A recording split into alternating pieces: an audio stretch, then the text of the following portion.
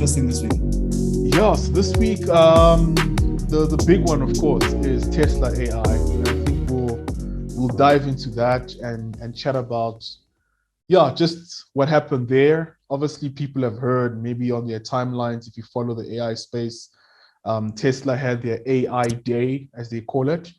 So Yeah. they've had things like this before in the past where in typical Tesla style, there's no PR hype or whatever. You go on the YouTube description, it just says demonstrating Tesla Day, full stop. No multiple hashtags and typical straight to the point engineering presentation. You can tell it's not like super polished. Guys are explaining things out of their head. And yeah, so so that was big, and we can dive into that. And yeah, to be honest, that was it. Like, I think that's just been like occupying my mind. It was that good. Okay. And so basically, to Obviously, that obvious question, why was it that good? yeah, Why should I watch it? I think the key thing is that okay, cool. You have to remember Tesla created this to entice engineers to join their team. So you can tell even the style and the language of the presentation, for most people, it will just fly over their heads. All right. It was not like the most easy to understand. And so, yeah, so let's get into it. What is it exactly and why was it so special? So, Sure. obviously, Tesla creates electric vehicles. All right. And that's been their thing. And on top of that, they're also in the business of creating what they call autonomous driving cars. Basically, cars driven by AI, no human beings involved. And for obviously all the engineers out there, obviously transcending the if else control system loops and using fancy sensors to now obviously getting a car to fully drive a human being. And so they I start. like Fabrice. I like the way they started the video where Elon Musk was saying, we're trying to show you that Tesla is not only the electric car company. We have so much more. So let's show you what do we have. Yeah, I mean, that was, and I think generally it also hints at the fact that they are actually looking to expand beyond just cars. Because if you look at a lot of the things they unpacked, it actually, when you think about the application in other spaces, it's insane. So, yeah, let's get into it. I think there's one, two, three, and four things. All right, four sections that they highlighted. So Okay. section one was focused on computer vision. So one of the key things with Tesla in terms of their self-driving car philosophy is, unlike Google's Waymo, they're relying primarily on cameras, vision. So they're taking that whole biology analogy that human beings drive through seeing. So computer system that will be the best at driving will only use cameras, aka vision. And so obviously they've been criticized a lot for it, and guys have trash talked them, they'll never get it right. And lo and behold, they demonstrated how they can go from 8 cameras, which basically have a 360 view of the whole car and the environment, into what they call vector space. So in engineering terms, it means they can basically reproduce a simulation of the whole world to a 3 centimeter accuracy precision, all right, just using cameras. So the fancy term was moving from image space to vector space. And in the vector space, it's now easier for them to do all the machine learning stuff that they'd want to do. So before, relying just on images detecting certain parts was very complicating. All right. So for Then example, then okay, cool. So you have you have this car, which you're saying is self-driven, right? Meaning there's nobody who's driving it. You can drive it yourself, but then for now, let's say you're in there, you're not touching the driving mhm. thing, the boom boom thing. Cool. And then you have these 8 sensors. How does that now drive my car? And how does it make it more better than me with only those eight sensors, without adding things like LiDAR and whatnot, the typical stuff that we see when you're trying to implement a self-driven car? Yeah, so for starters, they actually do have a couple of other sensors. They have audio sensors to detect things like if someone's screaming, help, or something. So they have GPS, navigation. So they have a lot of other things, but the primary input into the algorithm is the vision. So obviously the way to see it is that you almost have this system where information comes in, all right? And based on that information, the computer, the FSD, as they call it, full self-driving computer, basically processes the inputs and is able to make decisions about how to control the car.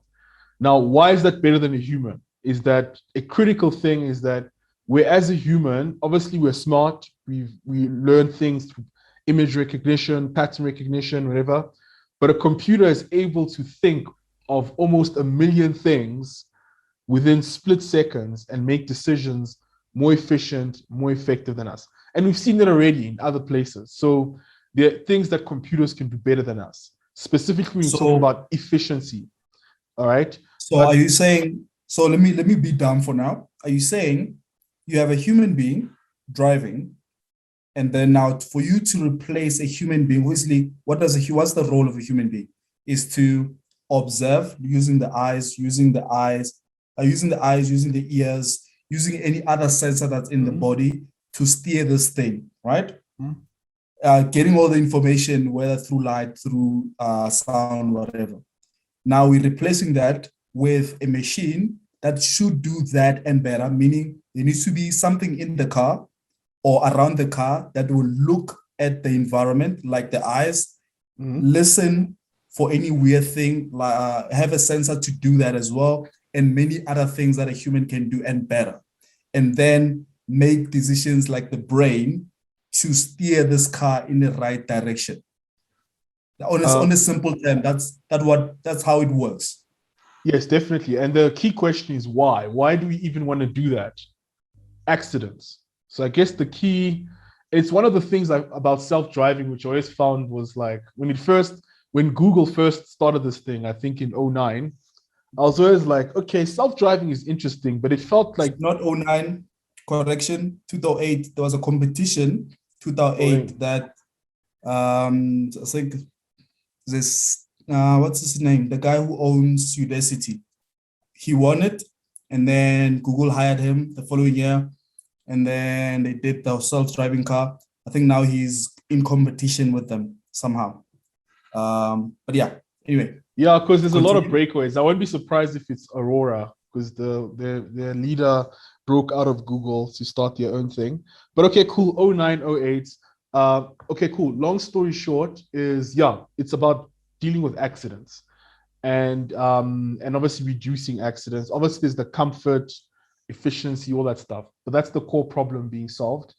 So back to Tesla. So they solved this critical problem of relying on cameras. And why it's groundbreaking is cameras are very cheap compared to what? Compared to LiDAR, which is a very common approach that everybody else except for Tesla is using, which is pretty expensive and has a lot more dynamics to it. So there are still skeptics out there who think Elon's gonna cave, he's gonna come back to LiDAR, he's gonna need to use some other sensing thing. And the other controversial thing about Elon is he's very obsessed with the whole idea that the car should do everything, as opposed to also doing what is called driver monitoring, meaning actually monitor the driver and take that information into the feedback system of the actual controller, all right, or the brain. So that's another hot controversial topic where people disagree with Elon.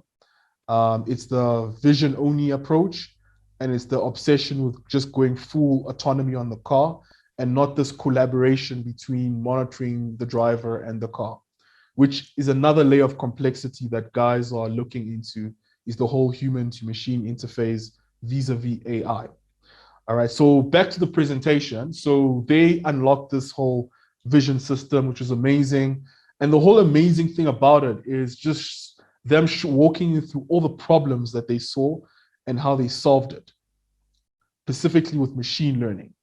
All right, so all the different techniques and the use of transformers and all these different things that they're doing, basically showcasing the ingenuity that they're going through in terms of actually unpacking this AI problem. So they solve the computer vision problem. So they can basically go from the real world into a full representation of the real world in this digital vector space, which we love in physics. All right. Then there's the next problem, which is the so-called planning and control problem. After you've got information accurately about the real world, now you've got to think, how do I control the car? All right. If I need to change lanes, what are the different options do I take? So obviously the natural old school approach was basically the controller thinks about all the different possibilities and then calculates the best one. And then obviously there's different things. It has to think about cars around it. It has to think about any random thing that pops up. It has to think about comfort, keeping it smooth. It has to think about whether the guy's in a hurry, whether the guy's not in a hurry. So you can imagine all these million permutations of things that they obviously were uncovering. And once again, through machine learning, they're able to come up with a planning optimization algorithm, for lack of a better word.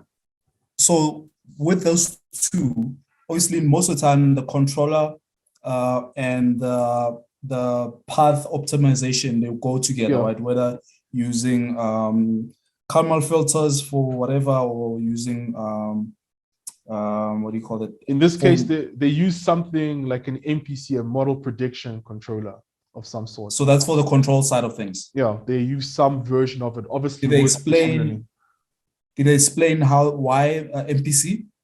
Obviously not. I don't think they just mentioned it on the side. All right. I'm sure it's the pipeline is a lot more meaty than just MPC. I think MPC features in some contexts, but you see, once they add in machine learning, it means that it's not the traditional model prediction control as you see it, but the model could be the machine learning black box itself, which is the model. All right. And then the prediction and all that falls out from there. So the key thing they highlighted with the planning was that there's this issue of basically considering too many permutations, all right? And how through machine learning, they're able to basically come up with a way of streamlining these permutations, all right? And to be honest, I don't fully understand it, all right? I think I need to read a couple of papers to fully get a strong grasp of what exactly they've done. But it feels like machine learning was just, let's say, the vision problem, and everything else was traditional control. But then as they started dealing with traditional control, they realized, damn it, we have a problem here. Then they're like, okay, cool, let's shove some machine learning here. All right, and then realize, whoa, okay, they've cracked some other like problems and have unlocked efficiencies there. So that was interesting. And are you now doing the Cardano Ethereum thing where you can see cool, they iterating through a problem and eventually they're cracking it using the fundamentals from the academic world. Yeah, in fact, they're relying because anyone who follows machine learning knows it's a very academic driven space. There's obviously all the world of guys playing around with APIs, and then there's the world of guys basically doing research and obviously cracking new optimizations, new models, etc. So that was also what was impressive about the guys presenting. So one of the guys was asking a question about the limitations of simulations. All right. And then the guy answered is like, yeah, I know the paper you're talking about. We're not having that problem. So you can tell he's up to date on all the literature regarding the stuff. So okay, iteration, of course. I think the key thing Tesla highlighted in their presentation was this philosophy of what they call vertical integration. Basically, we build everything we need in-house from scratch, from the ground up. We go back to the first principles, AKA fundamentals, and we try and rethink the problem and we try and rebuild it for ourselves. So they did it with their self-driving car chip, FSD. Basically, they said, stuff Intel, stuff NVIDIA, we're building our own. And as I'll talk about, they basically are doing the same thing with cloud computing. All right. So after the planning problem, which was On that one, while you're on there, like something popped up after you said that. It seems like they're doing similar things as Facebook in this way. Let me explain. So Facebook got to a point where they can't outsource things anymore because their scale, their scale can be handled by everything that's currently in the market. So let's say, for example, the servers that they use, or the hardware, the racks that they use. A company like NVIDIA, for example, or these other hardware companies, they can't handle that, or they can't build specifically for Google because it's not doesn't make money for them. So Facebook. So Facebook got to a point now they have to build hardware, even though they're not a hardware company, they have to build hardware, the networking layer, all those kind of stuff, just specific for them because no other company can do it for them. So it seems like now these guys, Tesla, the way you said it now, they're doing similar thing. There's certain aspects of what they're doing can't be done by anybody else. They have to start from scratch and build it from scratch because of their use case, essentially. Yeah, I mean, pretty much that. I mean, a key thing is hardware. And obviously, though they are building from scratch, but the key philosophy, we also saw it in crypto, is that most of the hardware platforms, like the chips from Intel, ARM-based, etc., obviously are general purpose chips, even your GPUs. So they're obviously built at scale to cater for many different products. So obviously the key philosophy in all of these things is always to do the so-called ASIC approach, basically build the hardware specialized for a specific role, which is what they're doing to some degree. But at the same time, beyond that, they're also, which is what for me is fascinating about Tesla, even a lot of what they're building is also not just specific for autonomous driving. All right, it's the breakthroughs that they're making can also apply to a lot of other industries. So it's almost like they're showing that, you know, NVIDIA actually sucks even at building chips. We can build better chips than NVIDIA. We can build better cloud computing platforms than Google. All right, we can build better optimization than, I don't know, all the car manufacturers. So it was also like a little bit of a show off for them to show that they can actually rebuild all these things better than everybody else.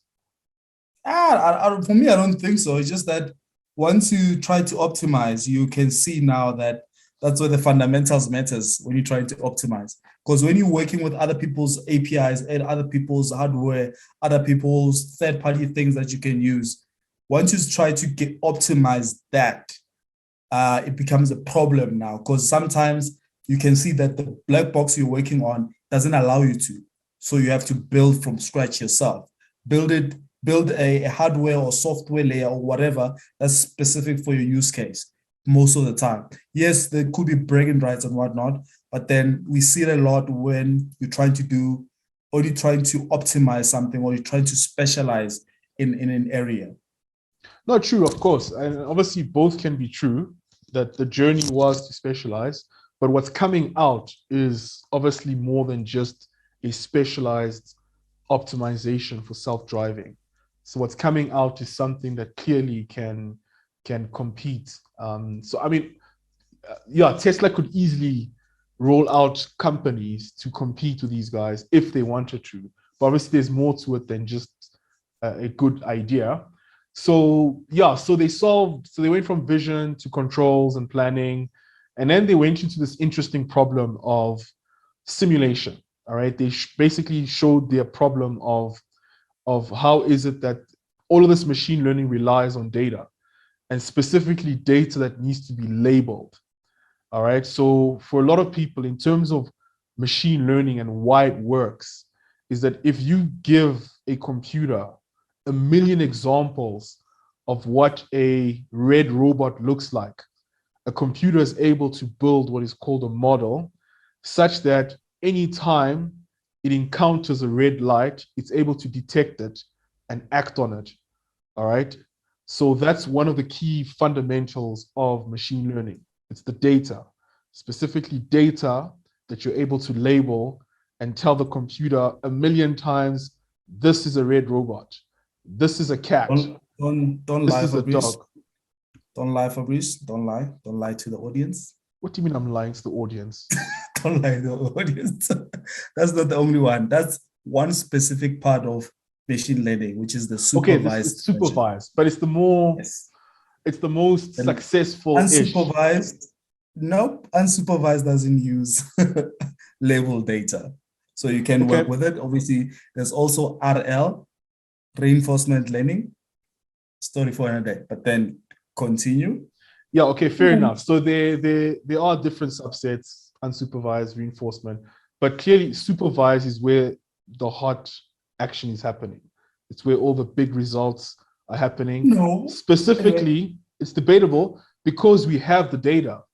And I'd almost argue that the real reason why machine learning is working now is because of the amount of data that we have. It's the increase in data and processing. You're not understanding something, Fabrice. They're all using data. It depends on how they're using data. So with the supervised models, they know that this is a tree. This labeled, is a face. But then for an unsupervised, they're getting the same data, but it's not labeled. So they now need to find out how to work with that data, but they all depend on data. Okay, true, fair enough. They do depend on data, but in terms of the success that we're seeing, in terms of the amazing results, supervised learning is at the forefront. Because besides just having a lot of data, all right, we basically have data labeled in so many different contexts. All right. So for example, one of the just losing my thought train in terms of the best use case for machine learning that we saw. Yeah, computer vision basically has been like the most successful part. And back to Tesla, we'll come back to this debate of supervised, unsupervised. We'll get back to that. So long story short is they have a labeling problem, all right? So they've had 1,000 people sitting and labeling coins, labeling stop signs, labeling lines, and they realized that was not enough. And so how they are basically training their machine learning model is that whilst people are driving their normal Teslas without the autonomous driving, the computer in the Tesla is basically monitoring how the people are driving and feeding it back to their data center and using that to train the model. So basically the model is learning as people are driving in real time. And this has been one of the biggest innovations of Tesla is that they're basically able to use their entire fleet of Teslas as a data collection farm. All right. So they have a learn on the go model. It's not you don't build a model and then afterwards use it across and then then sit down again, build a different model, a better model, and then deploy it to the cars. And then after 5 years, rebuild the model and redeploy it. They I forgot what the theory is, but then they learn on the go. Yeah, they're learning on the go. So so obviously that's also what's amazing about Tesla is the infrastructure that they've built for how to execute machine learning at this scale. So it's learning on the go. So the thing picks up, let's say it learns something new, the model updates, and I think every Friday, every car gets an update. So every car gets a new version of the latest upgraded model, which obviously has learned at scale from everybody else driving. And imagine they've been doing this for a couple of years now. So the amount of data they have is insane, way more than any other company in terms of real-time driving. And what's also cool is that whilst they're driving, the machine learning model, the AI, is also predicting. So it's shadow driving. So whilst you're driving and making decisions, it's having its own version of what it would do. And when it sees that it makes a mistake based on what you do, it also uses that to learn. So basically I the guess that's AI, where I get that that's why MPC is important, because model predictive controller. So it needs to have T+3 forward before it actually makes a decision. oh yeah, it's a bit more complex than that because yeah, so yes, in general, yes, it obviously has to think ahead in terms of the planning and the control aspect of it. But if you look at the computer vision section, there is the concept of memory. Basically, the car being able to, for example, when you're approaching a lane, it could be a left-only lane. So you need to remember that. You need to also remember that there was a kid who just went past me. He might come back my way. So a lot of that kind of stuff comes in. But So obviously, then that kind of model might not work in a setting where there's no street lights, there's no there's no lanes to say this is my lane or your lane. There's no, let's say, stop signs. There's no pretty much anything that a computer can identify that a human typically can identify without. That's not part of the books, actually. That's not part of the driving books. Can yes, it drive in fact, in those kind of situations? that's one of the critiques. And I think someone even raised that question is, just remember, it's machine learning. So all of the stuff is built on the data that is collected from where Teslas are being driven, which is obviously primarily in America, Canada, probably a little bit of Europe and stuff like that. Can you take that same Tesla and put it on a South African road and expect it to still achieve the same level of autonomy? Definitely not. All right. Now, obviously, the argument is depending on how it's being trained, it's not necessarily being trained in very specific, holistic ways, for lack of a better word, but it's trained according to features. So to the degree that we have similar features in terms of our roads here in South Africa, it will still perform. So you can make that natural deduction that obviously there's a limitation in the fact that it's trained only in the US. And so if then I put it in SA Road, is somewhere in Kandla or somewhere in Hammanskraal. Hammanskraal is better. Somewhere in Kandla where there's nothing there. Wait, what's it in Kandla? oh, No. Fellow Zulus, please do not come and smack me. I don't know how Kandla looks like. Anyway, back to what I was saying. yeah. So will it, if I put it there maybe for like a year or so with a bunch of data science guys and those kind of people, I'm assuming it will learn to drive in that kind of condition. Yeah, I think the key thing, of course, is like, because it hasn't been done, it's hard to say. But in principle, there would be a drop in performance, but it might not be as substantive as one can imagine. Meaning, if you go back to the core elements of driving, which is to navigate along some trajectory, though, as long as there's a trajectory, whether there's mud and whatever, there could be certain core fundamentals that still work. So, which is obviously an interesting thing, which is why the next thing they focused on was this question of, okay, we're getting data, but it's not enough. We're not seeing enough of the edge cases, i.e., we're not seeing enough of a wife and her kid going across the road. We want to see more of that so that our machine learning engine can learn how to respond in those cases. So what they started doing is basically creating a simulation engine where they're able to reproduce realistic images, realistic video scenarios for the AI to learn from. So they're able to like reproduce like real life scenarios where a person walks across And what was really, really groundbreaking there was transcending beyond creating like 3D assets, like go and create a bongs and let the bongs animate it to walk across the seat. They're able to actually plug in machine learning once again and use machine learning to regenerate situations, all right, in the simulation for the AI to learn. That for me was groundbreaking. And that for me is one of those things that like transcends just the self-driving car problem.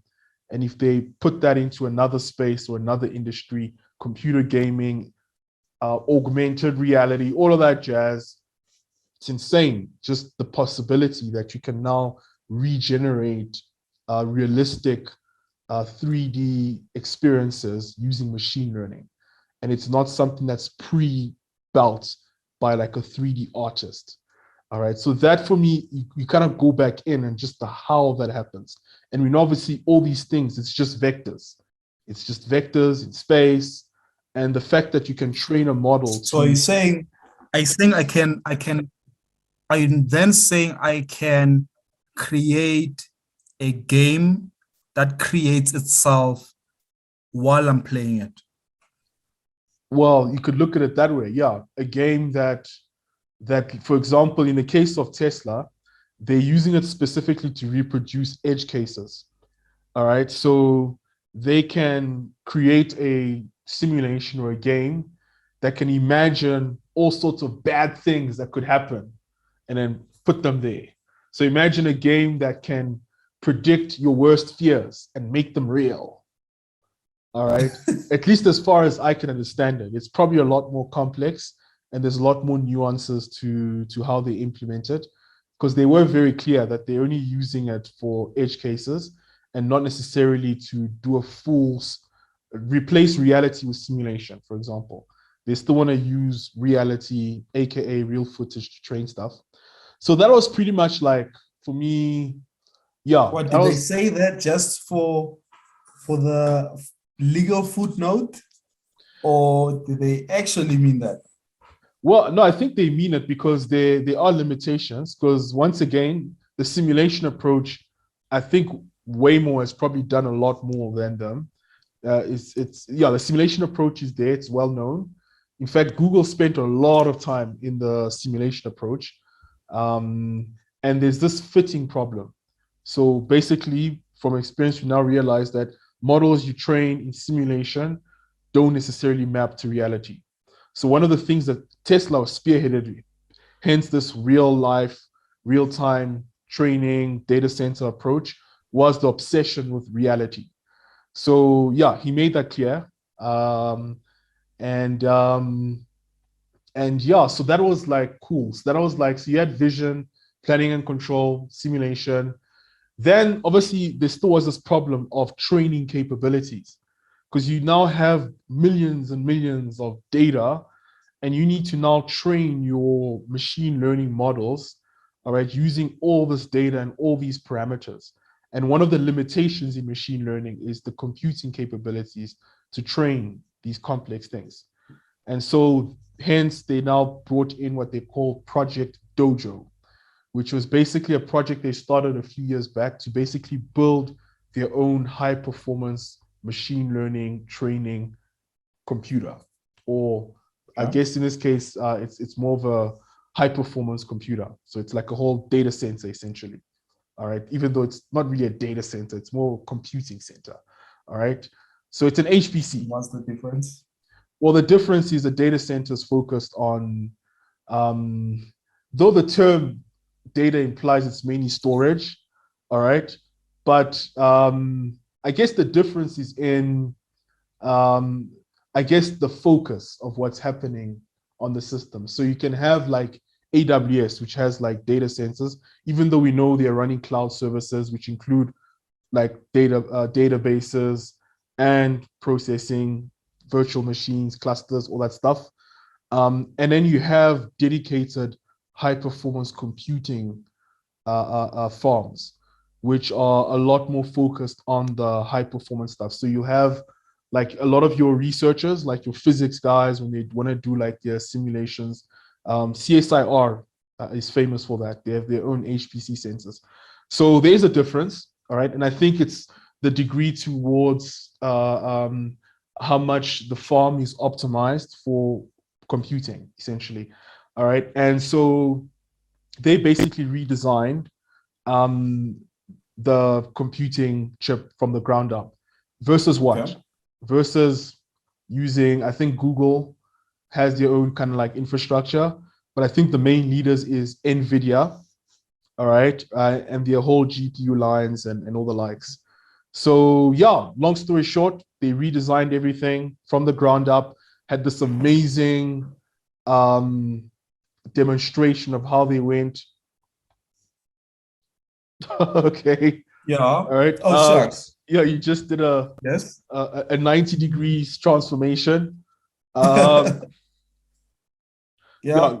Long story short is they basically redesigned their own like computing infrastructure from the ground Okay. up. So they went from the chip to this new mechanism of how they're going to layer them up. And the key thing to maybe mention is the big issue with these data centers is how you manage things like heat. Heat is always a bitch when it comes to high performance and whatever. So they've got this really cool technology or approach of basically using liquid to basically cool the chips on the one layer and still keep the computing high. So the big numbers that came out is they'll be 4 times faster than the most powerful. By using liquid to cool. Yes, they're using liquid to cool the chip on the one layer without compromising the compute. So if you look at the graph, don't quote me. What do you mean? What do you mean? Because obviously there's typical ways of doing it. Sure, there's even liquid is also always being used, but then how is Tesla using it differently?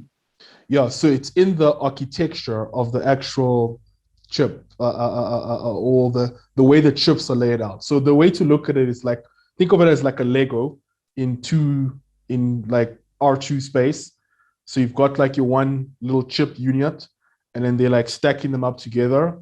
And the principle that they're trying to follow is that on the bottom layer, at least from what I could remember, they will be cooling the chip, but still maintaining the performance. And at least how are they cooling it? Are they cooling it in real time as the chip is there? Yeah, there's definitely a real-time element to it. It has to be in real time because, as we know, the fundamentals is that as you increase the speed and the performance, you also increase the heat. And obviously that when things heat up to a point, things fail. So that means there's a threshold to how far you can go. So there's almost like a barrier there.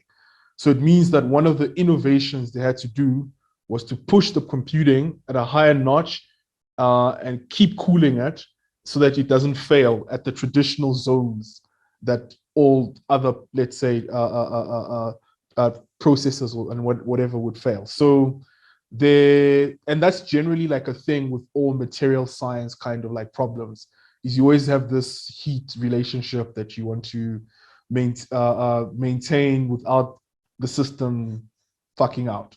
So yeah, that was just an aspect of it. I think the key highlight was this modular approach where you've got this really fast processor unit, and then you can stack them up infinitely as they portrayed it without losing like bandwidth, which is the real bottleneck. So processing power is good or infinite. The real bottleneck with these stations is the bandwidth. And so the innovation they've really done is to be able to scale these units without losing bandwidth. So the critique, of course, is they have prototyped it, they demoed it, but they still need to now deploy this mass scale, all right? And actually, I guess, validate that this thing is actually as great as they claim it will be. Because there's obviously, this is just the hardware stack. There's obviously still the software stack, there's the infrastructure stack that needs to still be developed to obviously utilize this entire new chip architecture that they've developed. So that was obviously huge because if you look at the numbers, it's like you can easily see that this goes beyond just training for a car. this can be used to train for all sorts of stuff. So this is signals for me that Tesla is pitching themselves not just as a car company, but they gradually are also becoming a general AI company, meaning building things across the AI stack, both from a software and a hardware perspective, which is now getting into specifically the NVIDIA space. All right. And that's for me will be interesting to see how this emerges. So can they do it better than Google? The whole thing of saying, okay, we have big data. Then with this big data, it's like that was our initial business, which is just getting data for advertising and etc. But then we're using it for something else right now, for other machine learning related, AI related kind of projects on the side, and we actually doing business with them, and then they are an extra income or an extra source of income stream for the company. Are they going to do that kind of model as well? With right now, their main source of getting the data in the business model was the whole thing of cars. Now, are they moving, like, are they going to have separate kind of entities, but revolving around AI and machine learning and data?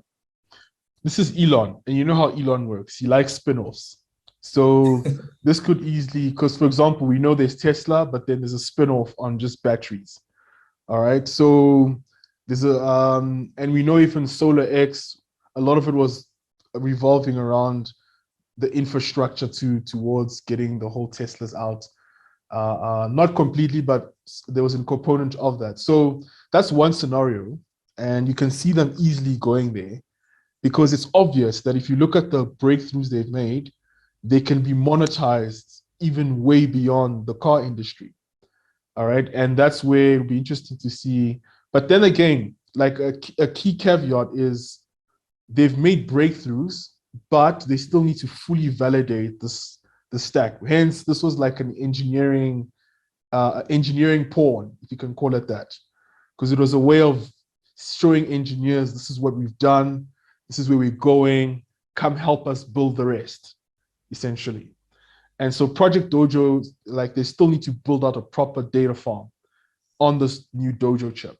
They've built it single units, and the tests are amazing, and they still need to scale it. So that was all of that stuff. And then the last, for me, the more annoying part, it was a bit gimmicky for me, was they announced they're building a robot, a humanoid robot specifically. And and obviously they didn't speak much about it. It was more of like something at the end. This is maybe where I felt like, okay, this was a little bit of PR, because they know robots always like inspire people, and you can't be doing AI without doing the human robot problem. Obviously, it's also a shot maybe at Boston Dynamics, because when the robot came, or the person came out with the robot thing, it wasn't the robot, but what was supposed to be what the robot will be doing was dancing. And we all know that Boston Dynamics have been giving us dancing robots recently as their new, seems to be their thing now. All right. So yeah, I kind of did feel like there's a little bit of that element. So Elon's whole take is, okay, want to create a robot that can do difficult and dangerous tasks, all right, and basically replace human beings in those domains. We specifically making it weak, so it can be overpowered by a human being, all right? A human being that can run, I think, faster than 5 miles per hour, can outrun it. So basically, you can see touched these elements of, ooh, this robot take over? Will he kill or shoot someone? So, but they've done nothing on it. So it seems like a lot of it is still in planning, and yeah, we're still yet to see it. So it's a project that they've announced. Once again, engineering porn. Join Tesla, help us build a new robot. All right. Okay. So that was pretty much it. So a lot of what was exciting about it was, the engineering porn element of it. Yeah. The fact that they unpacked how much breakthroughs they're making, and more importantly, the challenges they still have. All right. And yeah, So the key takeaways for me is how much of it will be open source, meaning if I'm not looking to join Tesla and all the likes and join the dream team, how am I as an engineer or as a founder going to benefit from the breakthroughs that they're making? Will the models be open sourced? For example, the image space to vector space, will that be something available to other founders to be able to unlock other value spaces? So that's a key question that I'm interested in seeing. And yeah, I feel like I've been talking forever, Bongs. All right, what are your thoughts? Shucks. No, it's like I think like what we should do, maybe in one of the episodes, bring our that we worked on, or AI, not AI, more of like mechatronics kind of project that we worked on. Then maybe show people how these things actually kind of works for a typical person. That should be fun to do, and then just demonstrate all these, maybe not everything, but then some of these elements that you talked about that they've showcased and stuff. Because when I went through the whole, not the whole thing, but when I went through the whole discussion, the AI day from Tesla, major thing that I've seen is like, okay, cool. Especially with I've watched the first part of it. Major thing for me was that whole thing of saying, okay, cool. You get a problem. After having a problem, you go through, you iterate through different possible ways of doing things. And then eventually you get to the right one. And then because they have the best people and they have the money to do so, they were actually able to do that. Now, if you, let's say you're doing a master's, you have like 2 years or 3 years or 4 years, whatever, minimum of, let's say 2 years to actually explore that space fully, right?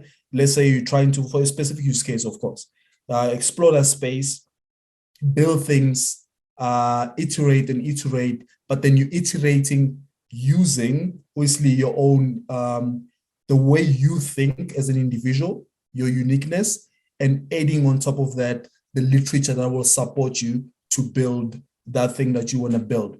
So that's why now you'll have, like I say, a pure theoretical thesis or a theoretical thesis plus implementation, which is what I guess Tesla is currently doing right now, right? And other businesses overall in general.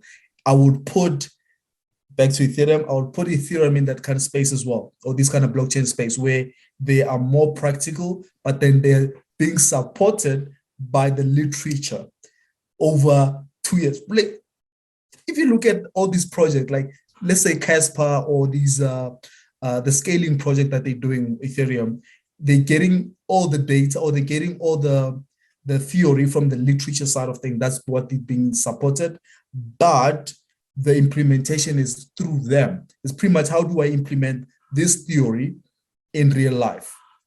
So pretty much, yes, to end it there, no debate for this. That's my last thing. That's your last thing. Or do you want to say anything else? No, obviously we can go back and forth on this. My only issue with Ethereum is that I genuinely think Vitalik does overcomplicate things. And usually, like, I won't lie, in the beginning, when you're not very clued up on blockchain, you just hear these things and these terms and you're like, ooh, super smart. Until one day you wake up and you start understanding them and you start feeling like, why is this guy always overcomplicating shit? All right. And so that's what I feel about Ethereum. And I don't see them getting a lot of shit done. It's obviously just because compared to everybody else. And for me, it's just a byproduct of that initial kick they've made. Over the last, I'd say, 2-3 years, what have they done? So there's the initial fundamental, oh, please, man, Bongs. Is there increase in transactions? No. Are smart contracts? They're working on it in the same way, the same way as Charles' team, the Cardano team, has been working on it. They're also working on it. They're you can't compare yourself with Charles. Charles is a They're turtle. doing research for Breeze. They're Charles is doing a research. turtle. They're iterating through the problem, and then yes, eventually it will get there. They're not iterating through anything. What we've had, but in any case, my issue was comparing them with Tesla. I think Tesla gets a lot of stuff done.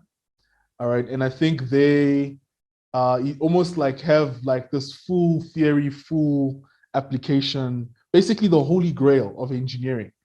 All right, you've got hardcore science happening, deep tech, and hardcore productionalization happening. And I think that's always hard to do at the same time, you know. And we always know that most companies that pursue like these deep tech problems, they never maybe are the best at fully implementing it out and creating production ready products that maximize it. So in any case, yeah, so that was pretty much that. And I guess the real question maybe we can chat about, you know, the time we have left is, what does this mean for like South African market? Like, if Tesla were to rock up in South Africa, is there a market for it? Would people buy it? Do Black people trust AI yet to leave the steering wheel on the N1 going from Joburg to Pretoria? Black people baratadilo, first of all, right? Black people like things. Not only Black people, come on. We're living in South Africa. South African people, bathanda in Zulu, baratadilo in Tswana or whatever. They like things. They like all things. For example, if you look at sometimes on your social media, Facebook, Twitter, whatever the case, people will be going crazy over, let's say, a BMW or Mercedes that's just driving itself to pretty much packing itself. People are going crazy over that. Oh, those gimmicky if you can features, just go, if you just go crazy over a simple implementation like that, now imagine a fully fledged driverless car like a Tesla. Okay, so there'll definitely be hype around it. I guess for me, it's always interesting, at what point does the hype trump the psychological jump you have to make mentally to go from you are in control of the car to letting go control of the car, all right, and trusting this thing called AI. Isn't it not the same thing as moving from manual to automated car, right? No. Having control to not having control. No, I guess with both cases you have control. It's just the gears. That's it. It's just the gears. No, I'm just moving from a tiny thing, which is right now you had a manual way of changing transmissions. Now you're moving from just the car doing that for you, right? That's a overall from an I'm only focusing on the automated part of that.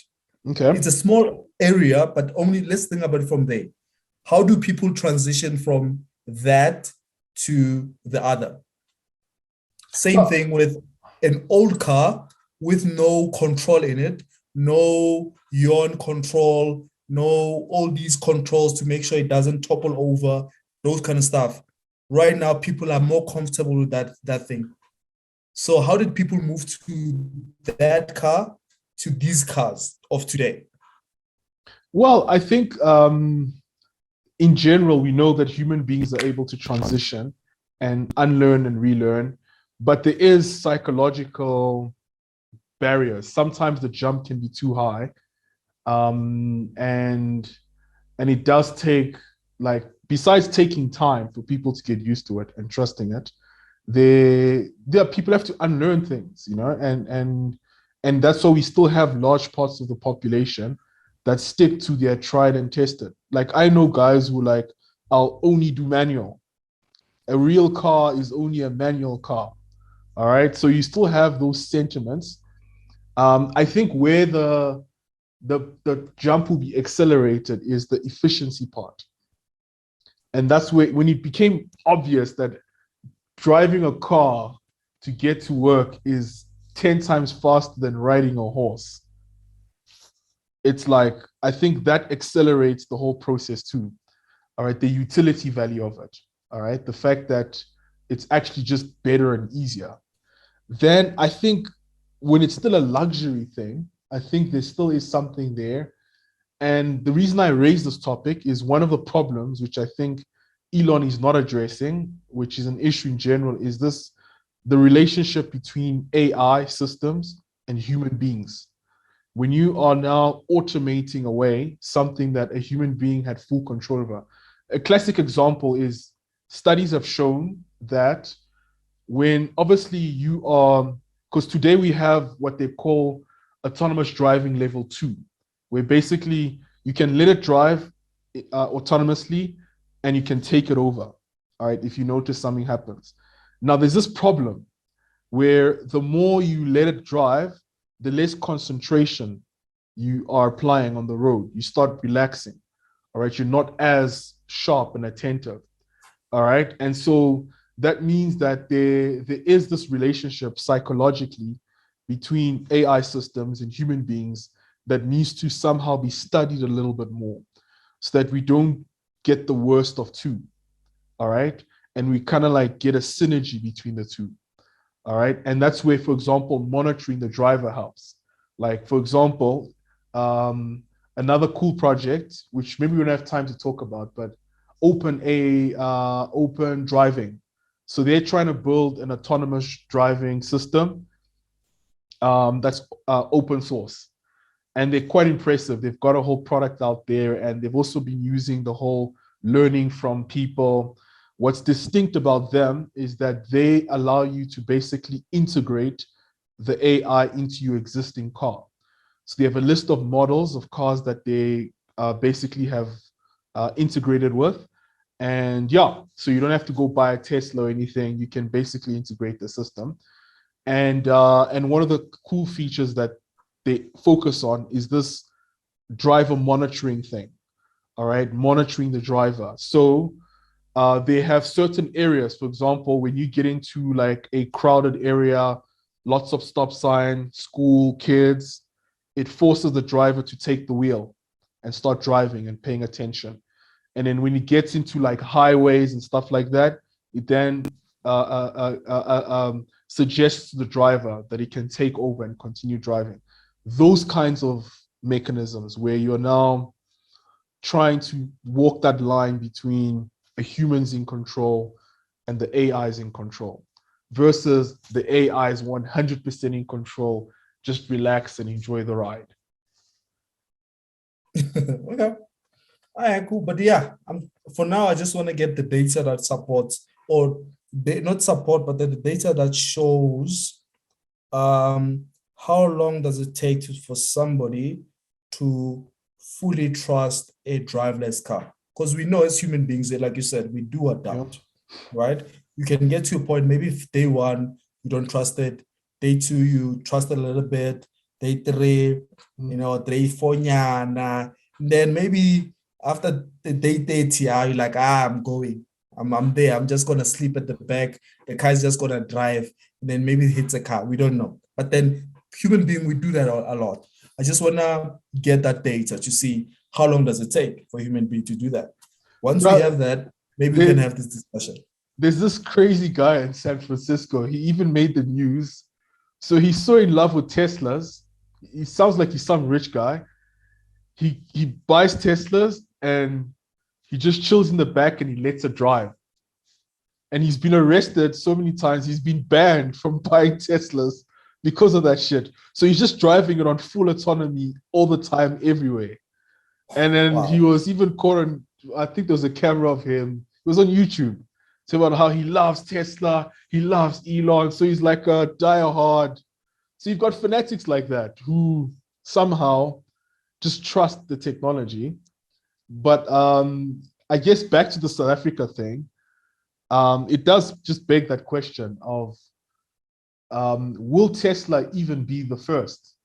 Because you've got other players. You've got VW, who's been making cars for years. They've already got factories they've been making here. and they've got a plan to go electric by 2023. And they've got more factories, more experience building cars at scale. Because one of Tesla's biggest problems is scaling, essentially. All right. And Scaling what though? meaning delivery. Scaling building the car, or scaling building an automated car, a self-driven car? Oh no, Those we're two talking. different things. Okay, so we're talking electric vehicles. Sorry, we need to make the distinction as Okay. well. So Yeah. we're kind of like out of the AI thing, but even though they're slowly becoming like a tightly coupled conversation, but yeah, so it's the basically Elon historically Because and like now, with VW, yes, they're very they're a known company, correct? They are a big company. They're experienced in building a car, but then they're not experienced in building a self-driven car. Yeah, So well, forget the that one might be self-driving car and even the electric car. They're experts at industrialization. And that's the key thing that everyone's criticized Tesla for. It's one thing to build a great product. It's another thing to industrialize it, meaning building things at scale. All right. And I think that's what car manufacturing companies have years of experience. Now, of course, that experience can also work against them because Tesla comes with their so-called gigafactories, where their plan is to automate everything. You know, the whole then vertical. how do you scale something that you don't have? So you know how to scale, but you don't have the product. No, but you see, they're experts in processes. So they know, because remember, they've built multiple products. It's not like the VW we have today is the same as the VW that was built 20 years ago. So they know how to. A self-driven car, a self-electric driven car is different from a typical just car. Yeah, but remember, the self-driving part is just software. If you abstract that away and you just focus on the hardware part, which is the industrialization part, because we know that's what I'm saying. I think we agree. Yeah, I'm saying that yes, building a car that they specializes on that. They can build multiple of them, but then to focus on the stream of building a car, but then which is self-driven, which is also electric. Those two, which is the major element of this, right? Of Tesla. They have perfected, or not close to perfecting, a self-driven electric car. Yeah, okay, to be fair, the core business is the electric car. So the AI is, obviously it's the big thing and it's where it's going, but they're not there yet. So that's the other thing with, so with self-driving car, you have what you call different levels. Level 5 is full autonomy. That's the holy grail of where they want to reach. And this is where I can shoot Elon to some degree. He's quoted saying, yeah, we'll reach full autonomy by like next year, or by like, so we're quite far out from full autonomy. Everybody's working towards there. They're ahead. So now VW can come through, and all of them, even Toyota, they've all got their own self-driving program. But I was just thinking from an EV's perspective, electric vehicles, I can see them scaling and offering products to us in South Africa much quicker than Tesla. All right. Especially given that today Tesla is a very premium product. It's not cheap. And who's more likely to produce something affordable for the everyday man? An electric vehicle affordable for the everyday man. VW is more likely to do that, in my opinion. And then you've got the Chinese guy, NIO, the Tesla knockoff, that is basically scaled in China and like taken over. And we know what Chinese people do. They, make things cheaper. And so, yeah, that's my prediction. Chinese electric vehicle or your VW or Toyota are likely to be the first electric vehicles we have here. Well, BMW is already here with the i3. That could work. That could work. That could work. But then, then we have obviously the luxury element of it, which is even new as well. It has some, like, it's just a copy paste of Tesla, but then they have the Chinese element to it or the Asian element to it. And then you can see the company is actually growing exponentially. So they can do that very nicely. In South Africa, can they succeed? Can Tesla succeed? I think Tesla, obviously, we're looking from a regulation standpoint. We're also looking at connection standpoint. Yes, Elon is South African, but then does he have connections in South Africa to push this whole thing from a political standpoint, from a also infrastructure, meaning building the charging stations everywhere quicker? If maybe they try, if not quicker, but then maybe they can try and do something together with whoever wants to build a let's say hybrid cars or those kinds of stuff, because we do have hybrid cars in South Africa. Remember. So beside hybrid car, just to build a solid infrastructure for electrical vehicles. If we have that, then we know, okay, cool, that's sorted out. Those guys are not competing on that. They're actually competing on who has the best automated car. Then we know who's who then. Yeah, I don't see Tesla, unless they do the Amazon thing. Say we're going to build a factory and create millions of jobs. But that's why I say VW's been and Toyota have been building cars for years here. And they're more inclined to scale here much faster. Even Mercedes and BM. So yeah, no, I think definitely. I think it will be an interesting to watch. I guess the last question, Bonds, is can we see a self-driving car project in South Africa? If there isn't already, I'm pretty sure there are some people in the shadows here and there building I think some stuff. There's one from UCT. Oh remember yes, that preview. yes, I remember. Yeah. I tagged you on that one. When I looked Yeah. deeper, they said they're building an autonomous driving car, but when I looked at the products they've got, it seems more like a car infotainment system. I didn't see a lot of the details of or I don't see that they didn't have a product, all right, out. Yeah. So but then they're planning to build one, whatever that means.